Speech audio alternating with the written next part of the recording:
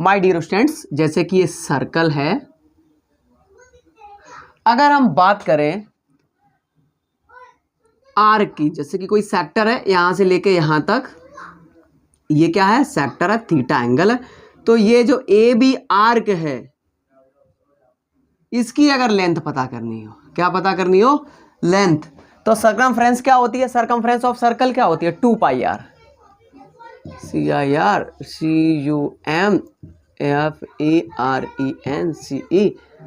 Of circle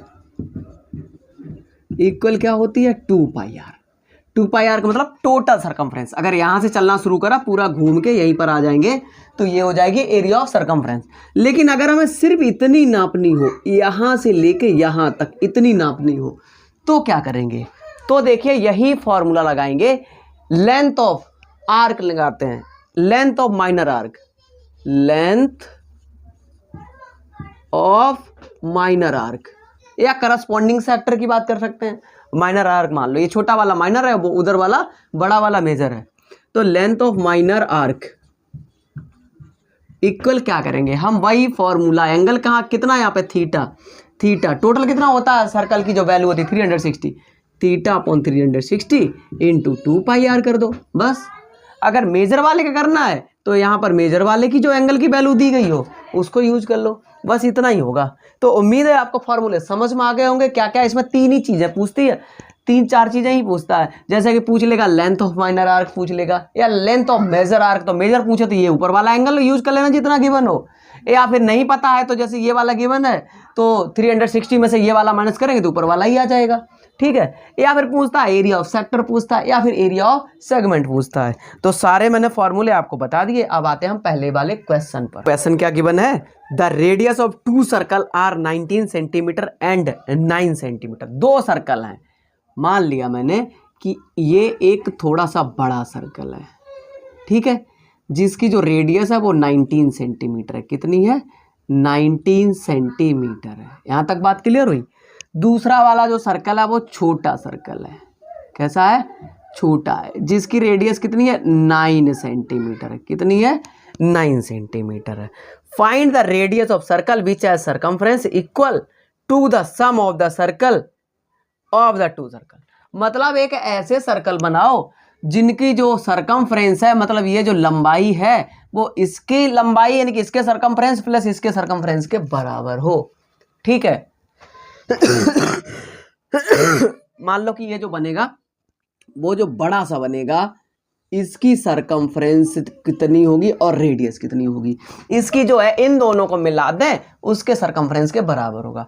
मान लो कि मैंने ये मान लिया है R1 और ये मान लिया है R2, ठीक है।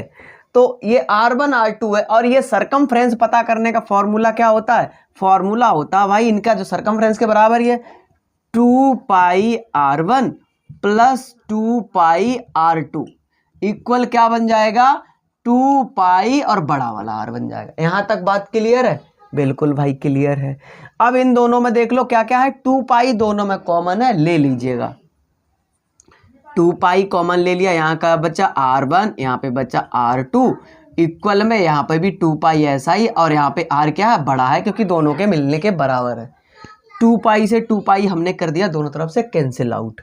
R1 की वैल्यू देख लो भाई कितनी है, 19 है, R2 की वैल्यू है 9, कितनी है भाई, R2 की वैल्यू है 9, इक्वल में आया बड़ा वाला 19 में 9 अगर हम प्लस कर दें तो कितना आता है, 28 इक्वल R, या R इक्वल कितना निकल के आया, 28। यानी कि इन दोनों को बिगाड़ के अगर बनाया जाए, मान लो कि इसमें यहाँ से कट लगा के ये तार फॉर्म में सीधा कर लिया और इसमें भी यहाँ पे कट लगा के तार फॉर्म में सीधा कर लिया, दोनों को जोड़ेंगे, जितना लंबा तार बनेगा या धागा बनेगा उतना ही लंबा इसको कट लगा के लगाएंगे, इन दोनों के प्लस के बराबर अगर जोड़ दे तब ये बराबर आ जाएगा। तो इसकी जो रेडियस आएगी वो कितनी आ जाएगी, 28 सेंटीमीटर आएगी। पहला सवाल उम्मीद है आप लोगों को समझ में आ गया होगा। चलिए भाई अब हम बात कर लेते हैं दूसरे क्वेश्चन की। दूसरा क्वेश्चन है the radius of 2 circle are 8 centimetre and 6 centimetre respectively, find the radius of the circle having the area equal of the sum of the area of the two circle. अभी इससे पहले वाले में क्या था, सरकमफ्रेंस की बात हुई थी तो हमने सरकमफ्रेंस को प्लस करके बताया था, यानी उसके फॉर्मूले का यूज करके प्लस किया था। इस वाले में क्या हो रहा है भाई, एरिया दोनों की प्लस करके बड़े वाले के एरिया के बराबर है। मतलब है रेडियस ऑफ टू सर्कल, एक छोटा सर्कल है थोड़ा सा, नहीं एक बड़ा है और एक छोटा। मान लो कि एक सर्कल ये 8 वाला, एक थोड़ा सा इससे छोटा दिखे, तो इसका जो रेडियस है वो 8 सेंटीमीटर है और इस वाले का जो रेडियस है वो 6 सेंटीमीटर है। ठीक है, कह रहे the radius of two circle 8 centimetre and 6 centimetre respectively, find the area of the circle having area equal to the sum of area of two circle. इन दोनों के एरिया के बराबर, यानी कि इन दोनों के अगर एरिया को हम प्लस कर दें उसके बराबर अगला जो बनेगा वो बड़ा सा सर्कल बनेगा। तो इस वाले सर्कल की एरिया बताओ, क्या बताओ, एरिया। जबकि इनकी एरिया हम निकाल सकते हैं, क्या कर सकते हैं, निकाल सकते हैं। तो मान लो कि ये वाली जो वैल्यू है वो R1 है और ये वाली जो वैल्यू है वो R2 है पहले सर्कल का। अब क्या करेंगे, दोनों के सम के बराबर है तो फॉर्मूला क्या होता है, पाई आर स्क्वायर ही तो होता है। तो इस वाले के लिए लगाएंगे हम पाई R1 का स्क्वायर प्लस पाई R2 का स्क्वायर इक्वल, यहां पर क्या हो जाएगा, पाई बड़ा वाला R हो गया उसका स्क्वायर। यहां तक बात क्लियर हुई। पाई सब में देख लो कॉमन है तो पाई को हमने ले लिया यहां पे कॉमन, तो क्या बचा, ये R1 का स्क्वायर प्लस R2 का square equal pi R square. Pi ने तो पाई को कट कर दिया। अब R1 क्या है, यहाँ पे R1 की वैल्यू देख लो भाई कितनी है, 8 है, उसका स्क्वायर कर देंगे, प्लस R2 की वैल्यू कितनी है, 6, उसका स्क्वायर कर देंगे, इक्वल में R का स्क्वायर। यहाँ तक बात क्लियर है, ठीक है।